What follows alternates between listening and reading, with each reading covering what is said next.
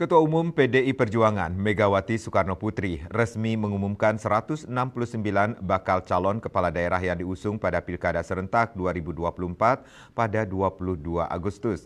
Dari 169 bakal calon kepala daerah itu, 6 adalah bakal calon gubernur dan calon wakil gubernur, 151 bakal calon bupati dan calon wakil bupati, serta 12 bakal calon wali kota dan calon wakil wali kota.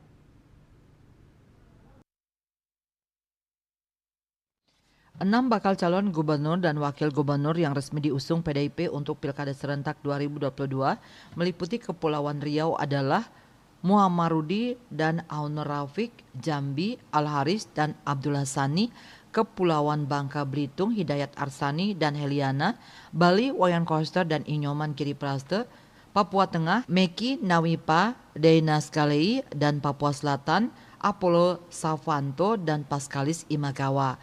Dalam pengumuman gelombang kedua yang dipantau dari kanal YouTube PDI Perjuangan dari Denpasar, Megawati mengungkapkan sejumlah hal seputar turunnya rekomendasi PDIP pada pasangan calon.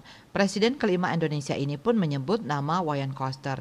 Mega mengatakan Koster hanya menyogoknya dengan nasi saat rekomendasinya turun. Ia mengatakan meski lelah menandatangani SK rekomendasi untuk pasangan calon yang diusung PDIP, ia tak mendapat bayaran sepeser pun. Megawati pun meminta agar para penerima rekomendasi bekerja keras untuk Pilkada Serentak yang digelar pada 27 November 2024. Pengumuman 169 bakal calon kepala daerah dari PDIP ini merupakan gelombang kedua dari 3 gelombang yang akan dilakukan DPP PDIP dalam menghadapi Pilkada Serentak 2024.